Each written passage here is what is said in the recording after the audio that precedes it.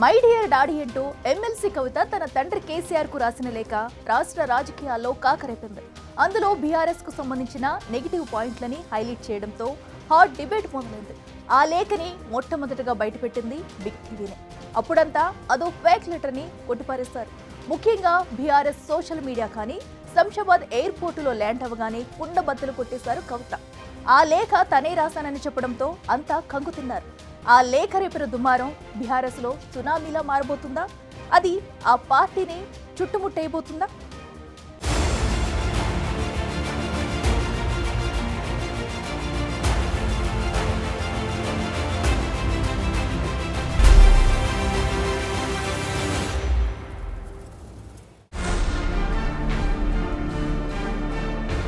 కవిత లేవనెత్తిన ప్రశ్నలకు బదులిచ్చేదెవరు? లేఖ రేపిన దుమారం సునామీలా మారబోతోందా? కవిత అంటే డాటర్ ఆఫ్ ఫైటర్ అన్నారు.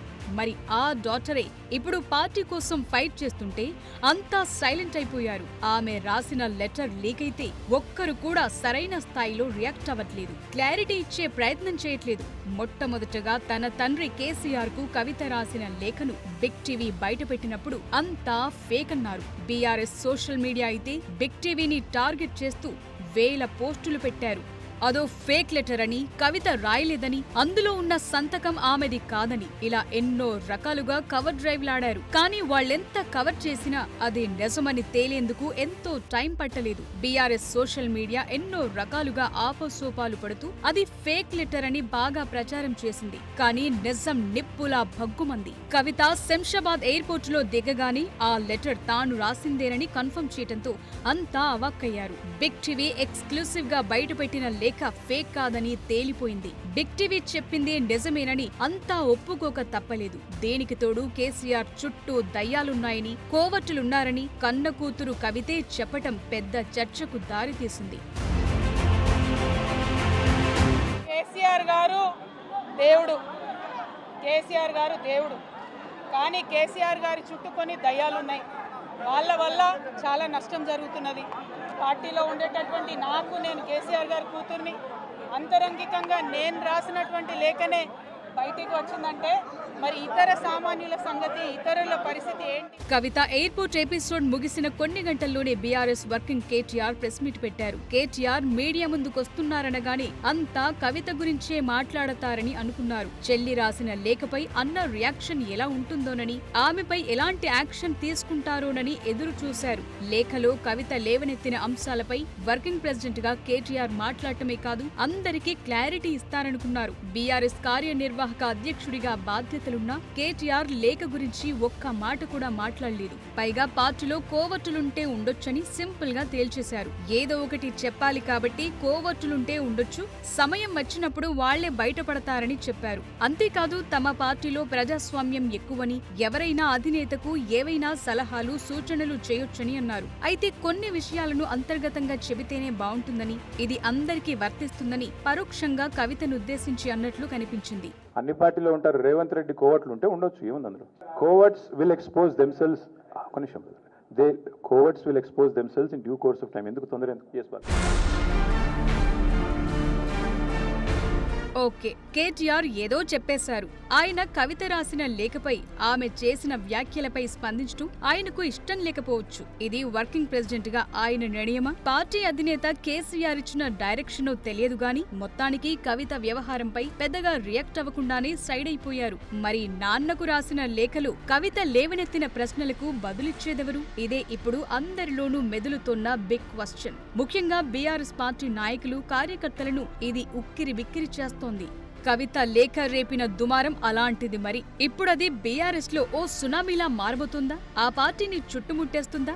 ఇదే ఇప్పుడు బీఆర్ఎస్ తో పాటు రాష్ట్ర రాజకీయ వర్గాల్లో నడుస్తున్న చర్చ. కవిత ఆ లేఖ తానే రాశానని చెప్పటం, కోవట్టులే లీక్ చేశారనటం, పార్టీ అధినేత చుట్టూ దయ్యాలున్నాయనటం, వర్కింగ్ ప్రెసిడెంట్ గా కేటీఆర్ కూడా స్పందించకపోవటం లాంటివి చూస్తే లేఖలో కవిత రాసిన నెగటివ్ అంశాలన్నీ నిజమేనని తెలుస్తోంది. బీఆర్ఎస్ లోని మెజార్టీ నాయకులు, కార్యకర్తల్లోనూ అంతర్గతంగా ఈ చర్చ ఎప్పటినుంచో ఉంది. దీనిపై తమ స్టైల్లో క్లారిటీ ఇచ్చి కేటీఆర్ ఫుల్ స్టాప్ పెడతారని అంతా అనుకున్నారు. కానీ అలా జరగలేదు. దాంతో నెక్స్ట్ ఏం జరగబోతోంది అనేది ఆసక్తిగా మారింది. గత అసెంబ్లీ ఎన్నికల్లో బీఆర్ఎస్ ఓటమి తరువాత పార్టీలో అసంతృప్తి మొదలైంది. పార్లమెంట్ ఎన్నికల్లో ఘోరమైన ఫలితాలు చూశాక ఆ అసంతృప్త జ్వాలలు మరింత ఎగసాయి. ఈ అసంతృప్తి ఇప్పుడు కొత్తగా కవిత లేఖ వల్ల వచ్చిందేవీ కాదు. పార్టీలో ఎప్పటినుంచో ఉడుకుతోన్న వ్యవహారాన్ని ఆమె లేఖలో రాసి తన తండ్రికి పంపారు. పార్టీలో మెజార్టీ నేతలు, కార్యకర్తల ఫీలింగ్ కూడా ఇదే. ఇన్నాళ్లు వాళ్లంతా కేసీఆర్ ను చూసి ఆగారు. కానీ ఎప్పుడైతే కవిత లేఖ బయటకొచ్చిందో మొత్తం బర్స్ట్ అయింది. ఆవిడే ఓ అడుగు ముందుకేసి పార్టీలో కోవట్టులున్నారని, దయ్యాలున్నాయని చెప్పటంతో ఇప్పుడున్న అసంతృప్తి మరింత పెరిగే ఛాన్స్ ఉందనే చర్చలు మొదలయ్యాయి. అందువల్ల ఇప్పుడు వెంటనే బీఆర్ఎస్ కవిత లేవనెత్తిన ప్రశ్నలకు సమాధానం చెప్పాల్సిన అవసరం ఉందనే విశ్లేషణలు వినిపిస్తున్నాయి. మరీ ముఖ్యంగా ఆ దెయ్యాలెవరో తేల్చాలి, ఆ కోవర్టుల్ని పార్టీ నుంచి బయటకు పంపాలనే చర్చ బీఆర్ఎస్ లో అంతర్గతంగా జరుగుతోంది. ఇప్పుడున్న పరిస్థితుల్లో కేసీఆర్ ఎలాంటి దిద్దుబాటు చర్యలు చేపడతారనేది ఆసక్తిగా మారింది.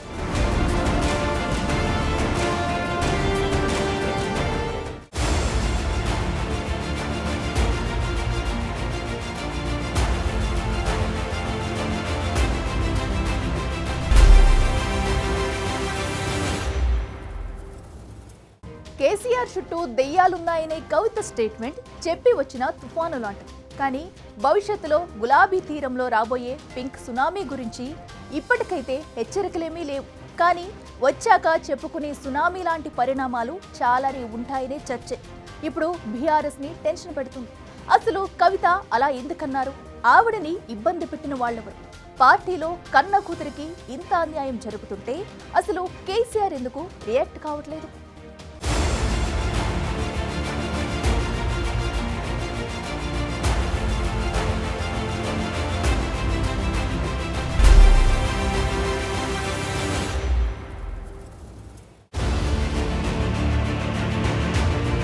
కవిత రాసిన లేఖ బీఆర్ఎస్ లో రేపిన చిచ్చు అంతా ఇంత కాదు. కొంతకాలంగా పార్టీలో తనపై కుట్ర జరుగుతుందని ఆమె బయటపెట్టిన తీరు అందరినీ షాక్ గురి చేసింది.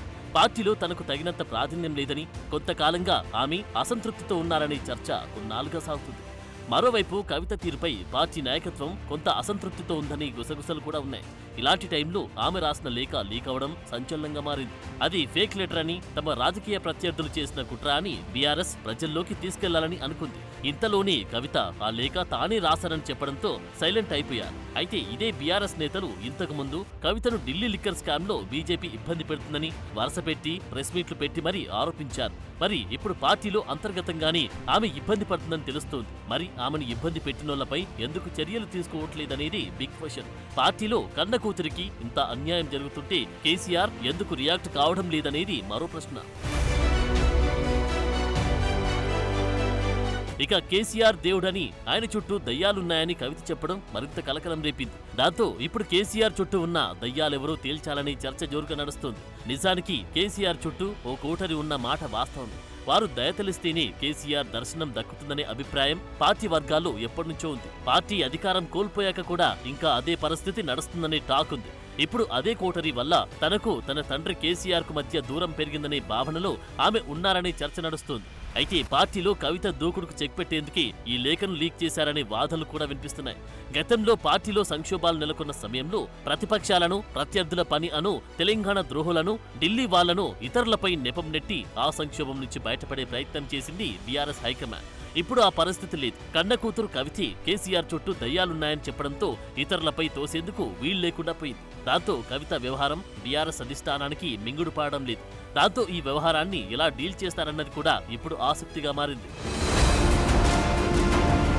కవిత ఎపిసోడ్తో పార్టీలోని రాజకీయ పరిణామాలు ఎటు దారితీస్తాయి, బీఆర్ఎస్ లో చీలికలు ఏర్పడతాయా అన్న కోణంలోనూ పార్టీలో అంతర్గతంగా తీవ్ర చర్చ మొదలైంది. పార్టీలో నెలకొన్న సమస్యల్ని మాత్రమే అధినేత కేసీఆర్ దృష్టికి తీసుకెళ్లాలని, అందులో తన వ్యక్తిగత ఎజెండా ఏమీ లేదని కవిత ప్రకటించారు. ఇదే సమయంలో తమ నాయకుడు కేసీఆర్ అని కూడా నొక్కి చెప్పారు. మరి కవితకు మద్దతుగా గులాబీ పార్టీ నేతల్లో ఎంతమంది ఆమె వైపు నిలుస్తారు అన్నది కూడా ఇంట్రెస్టింగ్ గా మారింది. పార్టీలోని అంతర్గత సమస్యల్ని మాత్రమే కవిత కేసీఆర్ దృష్టికి తీసుకెళ్లారా, మరేదైనా కోణముందా అన్న దానిపైన బీఆర్ఎస్ శ్రేణుల్లో చర్చ జరుగుతుంది. గతంలో బీఆర్ఎస్ లో కీలకంగా వ్యవహరించిన కొందరు నేతల మాదిరిగానే కవిత కూడా పార్టీని వీడి ఇతర పార్టీలో చేరుతారా అన్న దానిపైన చర్చ నడుస్తోంది. ఎందుకంటే కొంతకాలంగా పార్టీలో తనకు ప్రాధాన్యం దక్కకపోవడంపై కవిత తీవ్ర అసంతృప్తితో ఉన్నట్లు ప్రచారం జరుగుతుంది. అందుకు తగ్గట్లుగానే సామాజిక తెలంగాణ సాధించలేకపోయామని, 10 ఏళ్లు అధికారంలో ఉన్న భూమి లేని పేదలకు ఏమి చేయలేకపోయామని చెప్పడం పెద్ద చర్చకే దారితీసింది. మరోవైపు తనపై కొందరు పనిగట్టుకుని దుష్ప్రచారం చేస్తున్నారని మీడియా చిట్చాట్లో చెప్పారు. తనను బాధ పెడితే టైం వచ్చినప్పుడు అన్ని బయటకు వస్తాయని ముందే సూచించారు. ఈ పరిణామాలన్నిటిని చూశాక బీఆర్ఎస్ లో అసలైన ముసలం ముందుందనే చర్చ మొదలైంది. ఇక గులాబీ దళపతికి కవిత రాసిన లేఖపై ఇప్పటి వరకు పార్టీ నుంచి ఎలాంటి స్పందన లేదు. కేటీఆర్ కూడా కవిత వ్యవహారంపై పెద్దగా స్పందించేందుకు ఇష్టపడలేదు, ఖండించలేదు. ఈ అంశంపై బీఆర్ఎస్ నేతలు కూడా ఎవరు మాట్లాడలేదు. దాంతో ప్రస్తుత పరిణామాలు ఎంతవరకు దారితీస్తాయో వేచి చూసి ఆ తర్వాత కేసీఆర్ సూచన మేరకు స్పందించాలనే ఆలోచనతో బీఆర్ఎస్ నాయకత్వం ఉన్నట్టు తెలుస్తోంది. కానీ కవిత లేఖ వ్యవహారం మాత్రం ఖచ్చితంగా బీఆర్ఎస్ ని ఇబ్బంది పెడుతుందనే టాక్ మాత్రం పార్టీలో అంతర్గతంగా వినిపిస్తోంది. ఈ వ్యవహారాన్ని సామరస్యంగా పరిష్కరించుకోకపోతే మరింత నష్టం తప్పదనే చర్చ గులాబీ వర్గాల్లో నడుస్తోంది.